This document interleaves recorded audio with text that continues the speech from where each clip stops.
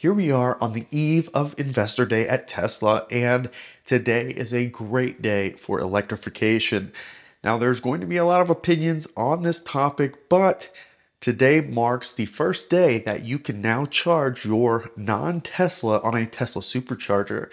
There are a number of superchargers that officially went live this evening, and you can now plug in your non-Tesla to these superchargers. It's only in 2 states at the moment, in California and New York, and there's only a limited number of supercharging locations that allow this, but we will go into all of those details here very soon. It was just 2 weeks ago that both the Whitehouse and Tesla confirmed later that they would be opening up a part of their supercharging network to non-Teslas.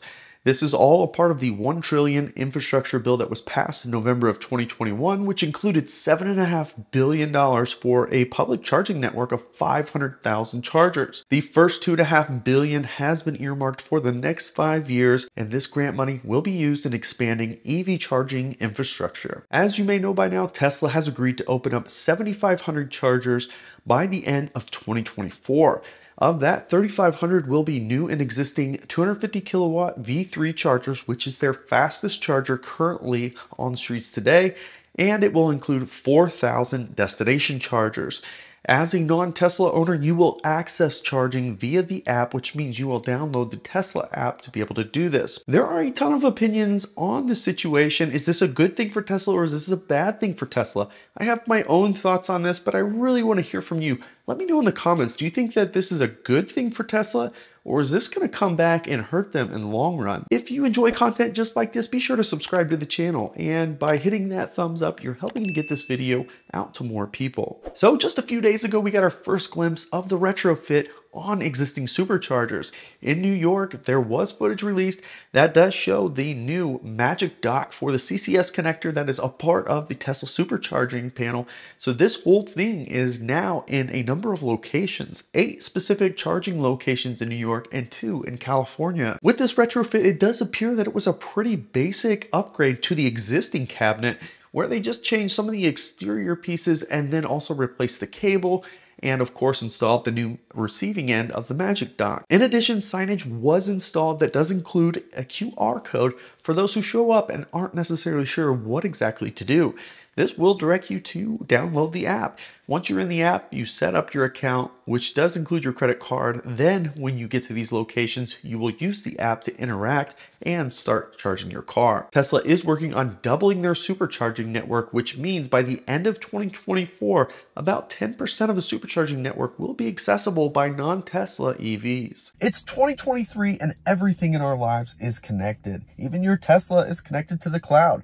With so much on the line, online, why would you not protect yourself? Did you know that everything you do online is being stored, tracked, and sold? Even when using incognito mode, your traffic is still being tracked. The only thing it's doing is preventing your computer from saving your search data. With all the travel I do in my Tesla, I am constantly connected and need secure access on the road. Connecting to so many unfamiliar networks is already sketchy enough, but that's why I use private internet access, VPN, wherever I go. A VPN hides your IP address and safeguards your internet connection through an encrypted tunnel. This way, it shields your digital life from the eyes of those who are looking to exploit your private information. PIA VPN allows you to take care of your everyday needs without the fear of someone tracking you. Even better, they have a strict no-log policy, meaning your data is gone forever.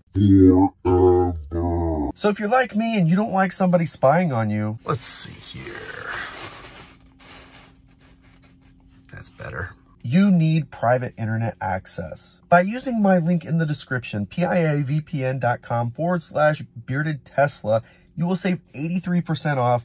Plus you'll get 4 months for free. That's like $2 a month. Not even close to the taxes you're paying on those Amazon orders you swore you were done making. Plus, with a 30-day money-back guarantee, there is 0 risk to give it a try. So, if you're worried about spy balloons, it might be time to get your own VPN with private internet access. Hey, babe, was it just 1 balloon? Was it 3?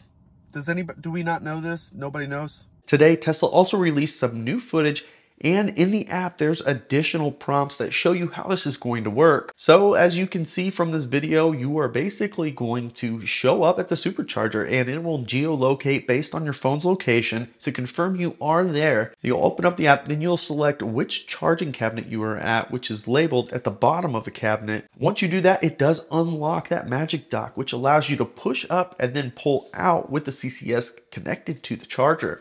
You'll just plug this right into your car, and then after a moment it connects, you start getting a charge. And then on your phone, you'll be able to see all the information that you need to see. That includes what your existing charge is, what your charging speed is, how much you've added, and how much the cost has been so far. And speaking of cost, this is going to be quite pricey. And this is no surprise because this is something we expected and something we knew was coming, that to charge on the Tesla network, you were going to have to pay a premium. Well, we have our answer today of how much of a premium, and it's quite a bit. Of the 8 locations in New York, all but one of them are 39 cents per kilowatt hour for Tesla owners. For non-Tesla owners, you're going to have to pay 10 additional cents at 49 cents per kilowatt hour, with one exception where you're going to pay 51 cents per kilowatt hour, and that is at the Red Hawk location. So I'm not exactly sure why that one is different, but the rest of them are 10 cents additional. Now you can reduce that and pay the same price as Tesla owners, but it will cost you a membership fee of $12.99 per month.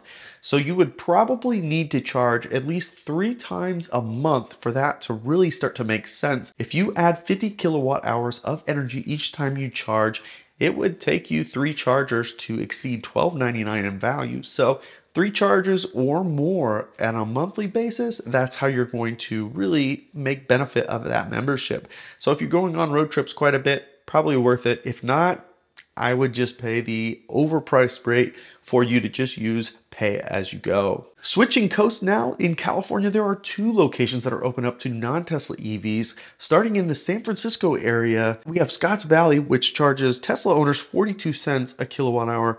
And now it's going to charge 52 cents a kilowatt hour for non-Teslas. Up and east of Sacramento, we have Placerville at 42 cents again for Tesla owners and 52 cents once again for non-Tesla owners. So it's the same situation, 10 cents premium for non-Tesla owners to use the Tesla Supercharging network. Now, there's probably a lot of opinions on, is that too much to be charging or not?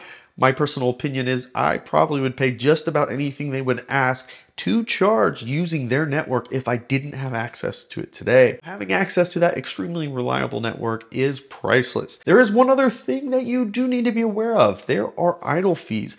Tesla has always charged idle fees. Now, usually they'll give you 1 or 2 for free, but they charge you $1 per minute in idle fees. This is great. And it has worked well for the Tesla Supercharging network because people know after they charge, they need to pull away and get out of the way, make that stall available for others.